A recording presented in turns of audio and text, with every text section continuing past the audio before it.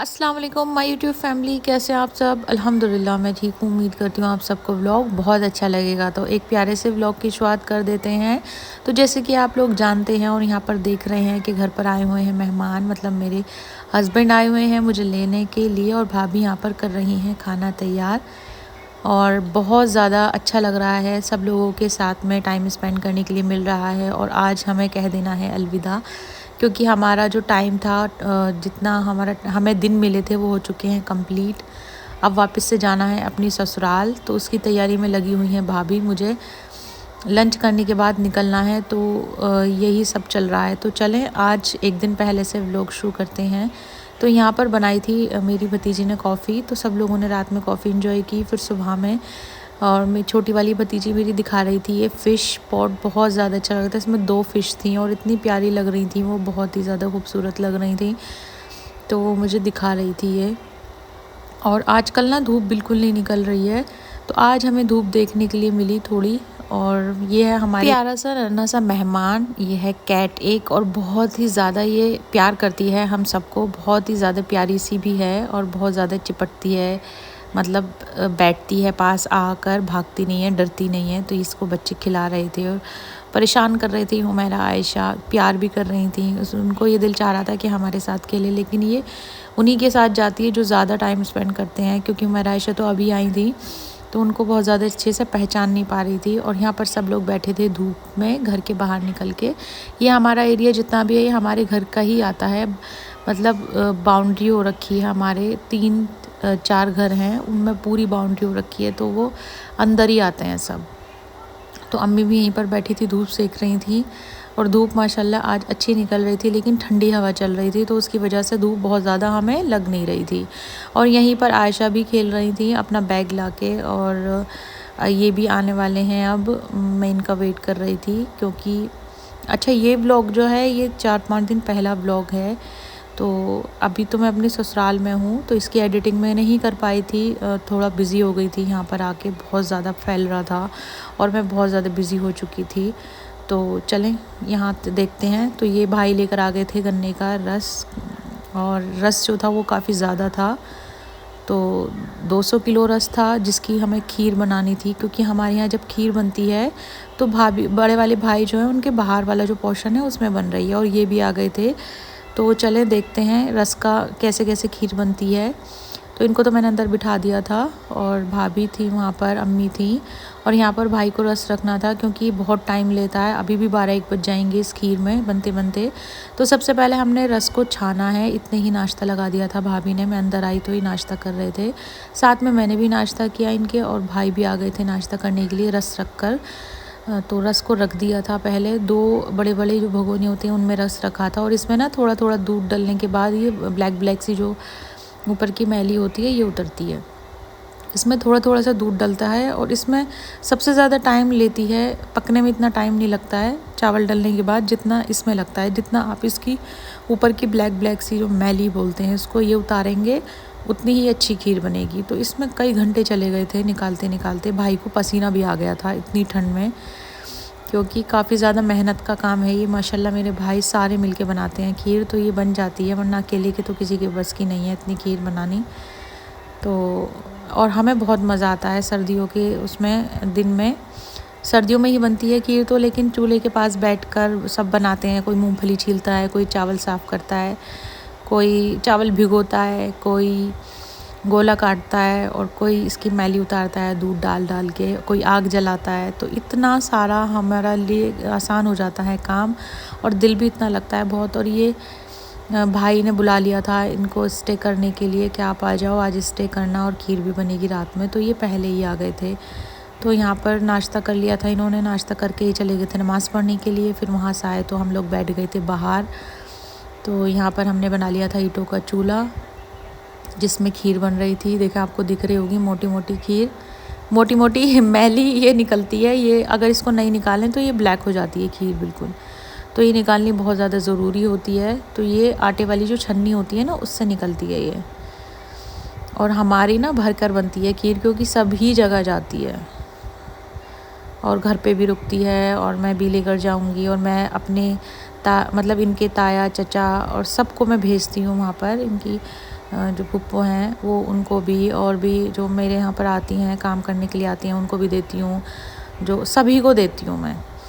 तो यहाँ पर भाभी खाना रेडी कर रही थी। मैं अंदर आई तो कबाब बन रहे थे और गोला कट चुका था, मूंगफली भी साफ़ हो गई थी और भाभी यहाँ लगी हुई थी काम में, तो काम कर रही थी भाभी। तो यहाँ पर चल रहा है खाना। तो खाने में क्या बना है वो भी मैं आपको दिखाऊंगी अभी। तो ये देखिए मूंगफली भी छिली हुई लेकर आए थे भाई, और थोड़ी सी हमने छीली भी थी। ये गोला भी काट दिया था।